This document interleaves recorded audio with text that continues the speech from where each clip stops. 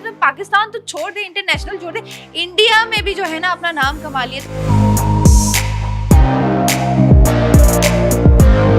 अलजायर में एक international level पर एक आर्ट कंपटीशन था।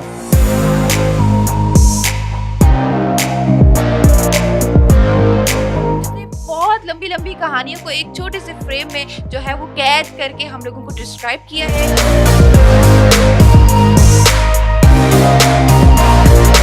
मिनिएचर के मास्टर्स हैं, वो पूरे वर्ल्ड से वो लोग जो है सर्च करके उनको इनवाइट कर रहे होते हैं। तो उसी में लोगों ने पाकिस्तान से सिर्फ मेरा अल्लाह का शुक्र है सिलेक्ट किया मेरे काम को। वो मुगल आर्ट पे जितना काम हुआ है तो पाकिस्तान या इंडिया के आर्टिस्टों ने उसी को की रेप्लिकास करना शुरू किया काम।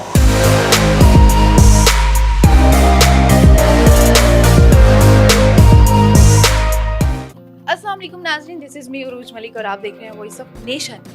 नाज़रीन, अगर मैं बात करूं मुग़ल आज़म की, बादशाहों की, तो स्टोरीज तो आप लोगों ने सुनी होगी और यकीनन अपने बच्चों को भी सुनाते होंगे क्योंकि हम भी ये सुन सुनकर बड़े हुए हैं। जी जनाब, आज आप सोच रहे होंगे कि ये बात ऐसे मतलब मैं बादशाह के हवाले से बात क्यों कर रही हूँ, क्योंकि मैं आज लेकर आई हूँ ऐसा प्रोग्राम और ऐसी पर्सनैलिटी जो आपको मिलवाऊंगी जो से इसी से रिलेटेड है। यानी कि मैं बात कर रही हूँ पेंटर की, एक आर्टिस्ट की बात कर रही हूँ जिसने बहुत लंबी लंबी कहानियों को एक छोटे से फ्रेम में जो है वो कैद करके हम लोगों को डिस्क्राइब किया है। और क्या ही वो पर्सनालिटी है और क्या ही वो आर्टिस्ट है यार, क्या बताऊं मैं आप लोगों को। तो पाकिस्तान तो छोड़ दे, इंटरनेशनल छोड़ दे, इंडिया में भी जो है ना अपना नाम कमा लिया। तो जनाब चलते हैं, आपकी मुलाकात जो है करवाती हूँ उस पर्सनालिटी से भी और बादशाहों से भी मुलाकात आज आपकी होने वाली है। दादियाँ कहानियाँ सुनाती हैं ना, इस तरह से आज भी हम आपको एक कहानी सुनाएंगे लेकिन तस्वीरों के साथ। तो मिलते हैं सैयद ए इरफान से।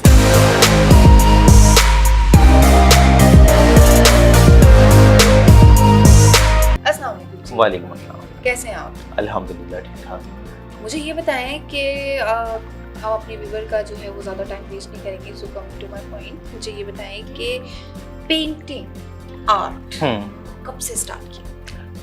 बेसिकली आर्ट जो है मैं तो खैर चाइल्डहुड से ही करता था अपने, और लेकिन जैसे जैसे एज तो चाइल्डहुड से ही करता था, लाइक खिलौने भी आपको मतलब वो ही चाहिए होते Exactly. थे इसमें पेंटिंग? हाँ, बेसिकली क्योंकि माइंड उसी तरफ था, ज़्यादा था कि आर्ट ही की तरफ। तो स्टार्टिंग ही से जो जब मैं सेकंड क्लास थर्ड क्लास में था, जब से मेरी ड्राइंग काफ़ी अच्छी थी।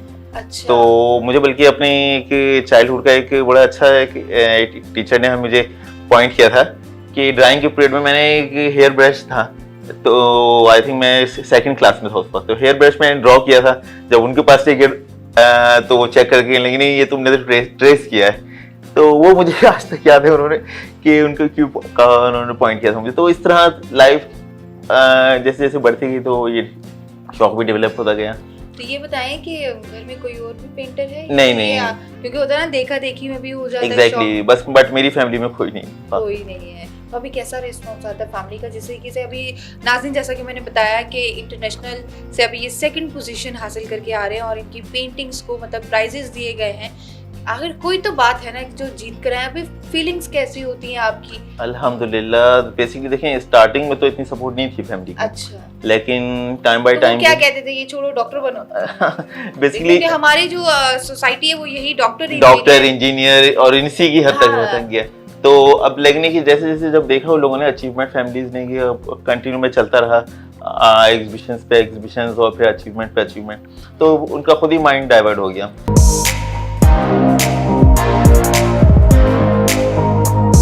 तो अल्हम्दुलिल्लाह इस वक्त कंडीशन है कि मेरी फैमिली माशाल्लाह बहुत मुझे सपोर्ट करती है हर मामले में, अल्हम्दुलिल्लाह। और अभी रिसेंटली जैसे अभी आपने जिक्र किया था, अभी अलजायर में एक इंटरनेशनल लेवल पर एक आर्ट कंपटीशन था, मिनिएचर एलिमिनेशन एंड कैलीग्राफी का। अच्छा। तो बेसिकली उनके यहाँ रिक्वायरमेंट होती है बिल्कुल टॉप क्लास जो मिनिएचर के मास्टर्स हैं। अच्छा। वो पूरे वर्ल्ड से वो लोग जो है सर्च करके उनको इनवाइट कर रहे होते हैं। तो उसी में लोगों ने पाकिस्तान से सिर्फ मेरा अल्लाह का शुक्र है सिलेक्ट किया मेरे काम को।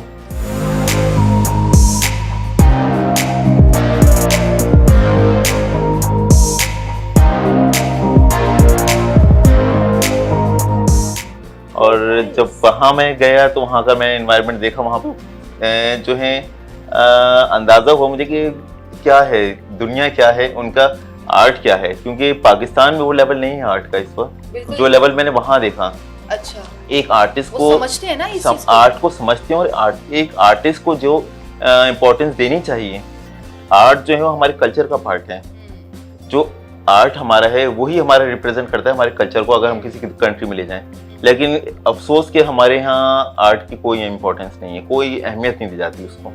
तो मैंने वही नोट किया कि वहाँ पर उस कंट्री में आर्ट को और आर्टिस्ट को जितनी इम्पोर्टेंस दी जा रही है, जितनी रिस्पेक्ट दी जा रही है, वो शायद बहुत ही पाकिस्तान में शायद बिल्कुल तस्वुर भी नहीं है उसका। तस्वीर भी नहीं है हाँ, उसका। तो अब फिर ये कि जो वहाँ पर स्टार्ट हुए 6 डेज का फेस्टिवल था ये, उसमें कुछ लाइव डेमोज भी दिए मैंने और वर्कशॉप भी दिए वहाँ की यूनिवर्सिटी के स्टूडेंट्स को। अच्छा, लाइव डेमोज का क्या सीन होता है? लाइक वो पब्लिक की डिमांड के नहीं ऊपर होता नहीं, बेसिकली लाइव डेमो इस तरह का था वहाँ पर कि उनका ऑडिटोरियम था, तकरीबन अच्छा, उस अच्छा। ऑडिटोरियम में 300 से प्लस लोग थे। है? अच्छा, और उसमें जितने लोग थे सब डिफरेंट कंट्रीज के मास्टर्स थे। वो एक टर्की के, उज़्बेकिस्तान के, ईरान के और इंडिया के और अर्जेंटीना के और मोरक्को और यानी इस तरह काफ़ी सारी कंट्रीज के सारे मास्टर लेवल के लोग वहाँ बैठे हुए थे।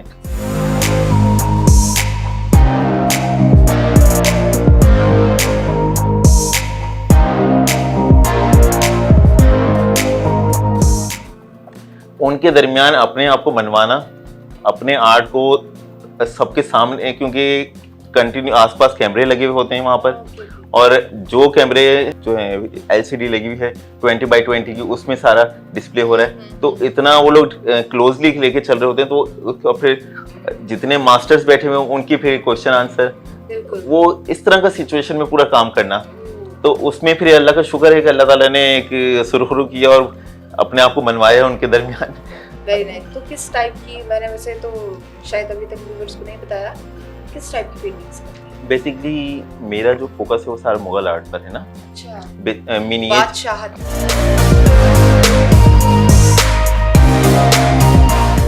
मिनिएचर जो हैं वो स्टार्ट जो हैं वो हुआ था ईरान से। अच्छा, और ईरान से फिर जो मुगल के सेकंड बादशाह थे हुमायूं, बाबर के बेटे, तो वो फिर ईरान से 2 मुसव्विरों को हिंदुस्तान लेकर आए थे। उस वक्त उनके पाकिस्तान, हिंदुस्तान और ये ईरान सब एक ही कंट्री थी। अच्छा, तो उस वक्त हिंदुस्तान में वो फिर 2 मुसव्विरों को लेकर आए थे, और फिर मुसव्वरी का आगाज़ जो है फिर यहाँ से हुआ था हिंदुस्तान में। तो उसके बाद फिर उनके फिर स्टूडेंट्स वगैरह उन्होंने प्रोड्यूस किए, यूनिवर्सिटीज़ बनी, मिनिएचर के स्कूल बनना शुरू हुए यहाँ पे हिंदुस्तान में। तो वो फिर कंटिन्यू हुआ उसका आर्ट। तो फिर ये कि 3rd नंबर के जो बादशाह थे अकबर, उन्होंने, और जहांगीर ने 4th नंबर के बादशाह जो थे, अच्छा। तो वो मुगल सीरीज जो थे, तो उन लोगों ने इसको बहुत प्रमोट किया। तो जहांगीर के दौर में बहुत ज़्यादा मिनिएचर पे काम हुआ। फिर आगे शाहजहां ने भी इसको, जहांगीर के जो बेटे थे उन्होंने भी बहुत इसको सपोर्ट किया। लेकिन लास्ट में जो थे औरंगजेब आलमगीर, उनके दौर में जो है डाउन होना शुरू हो चुका था मिनिएचर अच्छा। हिंदुस्तान में, क्योंकि उनकी सपोर्ट इतनी ज़्यादा इस तरफ नहीं थी। उनका तख्त ताज की तरफ ज़्यादा ध्यान था। अच्छा, तो उस वजह से ये डाउन होना शुरू हो गया था मिनिएचर हिंदुस्तान में। और बहादुर शाह जफर के दौर तक के तकरीबन ऑलमोस्ट मिनिएचर खत्म हो चुका था।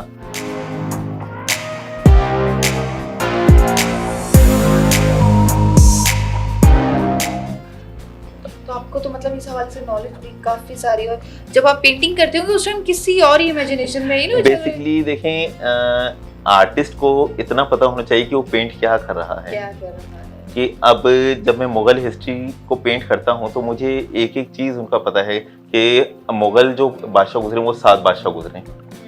तो अब उनकी एक एक हिस्ट्री, कितना टाइम पीरियड किसने गुजारा है, फिर उनके टाइम पीरियड में क्या क्या उन लोगों ने इवेंट्स हुए हैं उनकी लाइफ में, जंग कौन कौन सी जंगें हुई हैं ख़ास, और फिर उनका जो लाइफ स्टैंडर्ड था सारा, उनकी फैमिली मेंबर्स जो थे, उनकी वाइफ, उनके बच्चे, इस तरह यानी ईच एंड एवरीथिंग, सारी की सारी हिस्ट्री एटलीस्ट वर्किंग चलती रहती है उस पर। चलती रहती है उस पे। अच्छा, मैंने देखी है आपकी पेंटिंग्स, और उसमें जो कलर कॉम्बिनेशन है, जो कलर कंट्रास्ट है, बहुत सिलेक्टेड, मतलब बहुत अच्छा किया हुआ है जी। तो हर एक चीज़ को, क्योंकि हम लोगों ने जो है वो कहानियाँ ही सुनी है, और बादशाहों और मुगलों को हम लोगों ने अपनी जो है वो उर्दू की किताब में पढ़ा है, बट आई डोंट नो, बल्कि मैं कहूँगी वी डोंट नो कि वो कलर कॉम्बिनेशन क्या है, उनकी कैप का कलर क्या था, उन्होंने जो कॉस्ट्यूम वेयर किया था उनका कलर हम ड्रामाज में ही अक्सर देखते हैं। तो ये जो कलर कॉम्बिनेशन जो आपने किया है ये भी बहुत जबरदस्त किया है, तो इसका भी कुछ नॉलेज थी या फिर ये खुद से आपने बिल्कुल। अपने माइंड से? देखिए बहुत से कलर ऐसे थे जो उस दौर में नहीं थे, थे। जस्ट लाइक हम सी ग्रीन कलर को देखते हैं, हाँ। उस दौर में वो नहीं था इतना ज़्यादा। उस दौर में ज़्यादातर जो वेयर करते थे लोग ड्रेसेस सिल्क के, ज़्यादातर सिल्क जो होता था, और सिल्क के में भी जो कलर थे इनके ऑरेंज है, पर्पल है, और पिंक कलर का को ड्रेस अप करते थे, ग्रीन कलर को करते थे, और मैरून कलर है ये, यानी कुछ खास कलर उनके थे जो वही ड्रेस अप करते थे।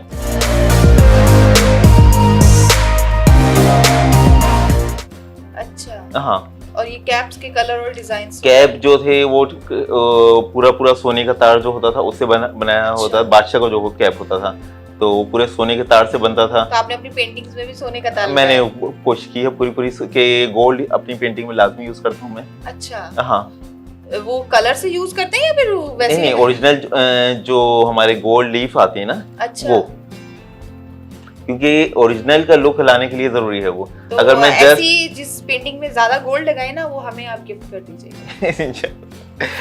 तो कोशिश मेरी यही होती है कि एटलीस्ट जो उनकी ज्वेलरी है, उनकी ड्रेसअप है, एटलीस्ट उसके करीब तक तो पहुंचे। अच्छा, तो मुझे ये बताएं कि जब आर्ट गैलरी में आप लगाते हैं अपनी पेंटिंग्स को और जब लोग देखने आते हैं तो उनके क्या कमेंट्स और फीडबैक होता है?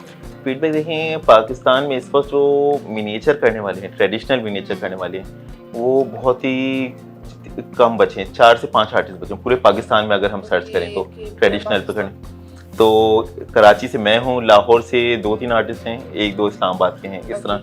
तो अब जब वो लोग इतना डिटेल वर्क देखते हैं, जो विजिटर्स आते हैं, जो क्लाइंट्स आते हैं, तो उनकी माइंड में कुछ और होता है। जाहिर सी बात है, वो एक्सपेक्टिंग कर रहे होते हैं कि इतनी ज़्यादा डिटेल में जाएगा काम, और जब वो एक तरह से पूरी उनकी बादशाहों की एक लाइफ सामने आ गई, उनकी एक छोटे से पोर्ट्रेट में, एक छोटी सी पिक्चर के अंदर वो पूरा एनवायरनमेंट क्रिएट हो गया है, पूरा एनवायरनमेंट है, पूरा एक स्टोरी क्रिएट हो गई है। और वो सिर्फ एक पेंटिंग नहीं होती, पेंटिंग वो एक इवेंट होता है तो उसकी पेंटिंग बनी है उस दौर में, क्योंकि उस दौर में कैमरे तो उस वक्त तक इजाद नहीं हुए थे। तो उस वक्त बादशाहों का ये था कि अपनी लाइफ का हर इवेंट को वो लोग जो है पेंट करवाते थे। अच्छा, तो लोग फिर क्या कहते हैं देखकर आपकी जो ट्रेडिशनल पेंटिंग्स हैं? तो उनका जाहिर सी बात है, वो एक्सपेक्ट नहीं कर रहे होते कि इतनी ज्यादा डिटेल में होगा ये काम। अच्छा, और मतलब वो पसंद आता है एग्जैक्टली बहुत ज्यादा। तो वो कई तो मेरे क्लाइंट जो व्यूअर्स हैं, और कई क्लाइंट वो देख के हैरान हो गए, घंटों खड़े होकर देखते रहे कि ये काम किस तरह किया उन्होंने। अच्छा, जो लोग समझते हैं ना वो घंटों खड़े होकर ही देखते हैं। एग्जैक्टली, क्योंकि वो समझ रहे होते हैं कि एक चीज को, उनको पता है कि ये किस तरह से काम हुआ है, डिटेलिंग काम हुआ। अच्छा, क्या प्राइसेस वगैरह क्या हैं आपकी पेंटिंग अगर कोई खरीदना चाहे? प्राइसेस देखें डिफरेंट है एज पर वर्क, क्योंकि मिनिएचर पेंटिंग जो है उनकी जो साइजेस होते हैं, साइज डिटेल कहने को 1 वीक में भी कंप्लीट हो सकती है, और कहने को 2 से 3 साल भी लग सकते हैं 2 से 3 साल एक पेंटिंग को। तो क्योंकि मुझे याद है लास्ट टाइम मैंने अभी जहांगीर का पूरा दरबार पेंट किया था। अच्छा। उसको मुझे तकरीबन 8 से 9 महीने लग गए थे। वो भी मैंने फिर एक डिफरेंट पार्ट में किया था, तो अच्छा। उसको मैं कंटिन्यू कर पाया, तो उसे तकरीबन 8 से 9 महीने लगे थे मुझे। तो वो उस पूरे दरबार में का एनवायरनमेंट जो हुआ करता था, कोशिश मेरी यही थी कि वह उस लेवल तक लेके। आप रीडिंग करते हैं, सर्चिंग करते हैं, फिर पेंटिंग? एग्जैक्टली, क्योंकि देखें अच्छा। जो पेंट किया जा रहा है तो वो इवेंट भी पता होना चाहिए कि कौन सा इवेंट था जब जिस इवेंट की पेंटिंग है। तो फिर कभी ऐसा एक्सपीरियंस हुआ है कि एक पेंटिंग अगर कोई जहन में आ गई, ये पेंटिंग बनानी और इसके लिए जो है मुझे आउट ऑफ सिटी जाना है या आउट ऑफ कंट्री जाना है, ऐसे क्योंकि लोग ऐसे भी जाके ना देख के फिर करते हैं। क्योंकि देखिए मेरी कोशिश ये रही, आपने अगर थोड़ा देखा होगा मुगल आर्ट पे जितना काम हुआ है, तो डिफरेंट पाकिस्तान या इंडिया के आर्टिस्टों ने उसी को की रेप्लिकास करना शुरू किया काम। मैंने उसमें एक थोड़ा सा चेंज लाया कि मुगल आर्ट में जो काम हुआ था फिगर्स उन्हीं के लिए, मैंने जाहिर सी बात है वो तो हम चेंज नहीं कर सकते थे, लेकिन बाकी जितना एनवायरनमेंट है वो हमारे हाथ में था। तो वो मैंने फिर उस दौर को स्टडी करते हुए अगर मुझे उस दौर के जैसे इमेजेस मिल सके, या वहाँ का अच्छा। जो अभी भी कुछ बाकियात मौजूद हैं, जैसे लाहौर में हमारे मौजूद हैं काफ़ी सारे शाही किला के अंदर, तो उसको मैंने फिर कैप्चर किया, उनको पेंट किया, अपनी पेंटिंग का पार्ट बनाया। तो उस एनवायरनमेंट को मैंने फिर उस तरह चेंज करते हुए क्रिएट किया। तो वो उससे ये हुआ है कि मिनिएचर की एक तो वो मेरी आइडेंटिटी की से पहचानी गई वो मिनिएचर, और वो जो इवेंट था एग्जैक्टली वही इवेंट पे आ गई है वो।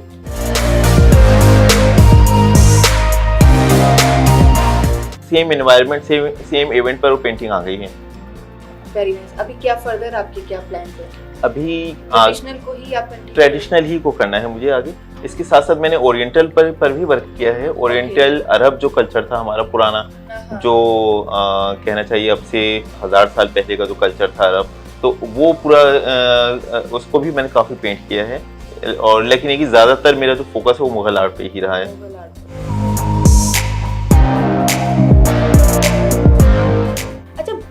सारी बातें हम लोगों ने कर ली, आपकी पेंटिंग के हवाले से बातें कर ली, सारे मुगल आजम बादशाह। अब जो बादशाह की इन्होंने बात की है जी, ये सारे बादशाहों पे बनाते, 7 बादशाह जो है वो गुजरे। आपका फेवरेट बादशाह कौन सा है? बेसिकली देखें, अकबर का जो दौर गुजरा है, अच्छा, उसको अगर हम स्टडी करें तो अकबर आजम के नाम से जलालुद्दीन नाम था उनका पहले, बाद में अकबर का खिताब दिया गया उनको। तो अकबर का खिताब उनकी आवाम जो थी उस वक्त, तो उन्होंने उनको खिताब दिया था इसका कि उनके अदल व इंसाफ से खुश होके। तो अकबर का जो लाइफ स्टैंडर्ड रहा है, उसका जो अदल व इंसाफ रहा है, उनका जो एक लॉयल्टी रही है लाइफ की, एक वो पर्सनैलिटी वाइज जो है बहुत अच्छा काम किया उन्होंने। अच्छा काम किया उन्होंने। तो मतलब क्या बाकी बादशाह के जुल्म करते? नहीं, देखें जुल्म तो देखें बादशाहों के हर दौर में रहा है। अच्छा। चाहे वो हमारे मुसलमानों के हों या कहीं बाहर के हों, हाँ। जुल्म तो हर बादशाह के दौर में रहा है, अकबर में नहीं रहा। हाँ, तो लेकिन बाकी चीजों में अगर देखा जाए एज पर नेगेटिव वे तो खैर सबके रहे हैं, लेकिन अगर हम पॉजिटिव वे में देखें तो इन्होंने बहुत सारी चीज़ों में किया है। इस्लाम के हवाले से भी बहुत सारे काम करे, और बाकी जो अपनी रियाया के लिए जो अपनी जो उस दौर की जो आवाम थी इनकी, उनकी इस दौर की पब्लिक थी, उनके लिए जो है जितने लॉज बनाए थे इन्होंने, वो भी बहुत दूसरे एज कम्पेयर टू अदर वो बहुत ज़्यादा स्ट्रॉन्ग थे उस दौर के हिसाब से। Very nice. तो जी नाज़रीन, ये थे सैयद ए इरफान और इनका काम आपने देख ही लिया होगा। बाकी इन्होंने को डिस्क्राइब कर दिया है, तो मुझे तो कुछ और बताने की ज़रूरत ही नहीं है। तो उम्मीद है आपको हमारी आज की पर्सनालिटी से मिलके बहुत खुशी हुई होगी। हमारे प्रोग्राम के हवाले से अपना फीडबैक देना मत भूलिएगा। तब तक के लिए मुझे दीजिए इजाज़त, ताकि आपके लिए लेकर आ सकूँ एक और न्यू पर्सनालिटी, एक और मज़ेदार शो। अल्लाह हाफ़िज़।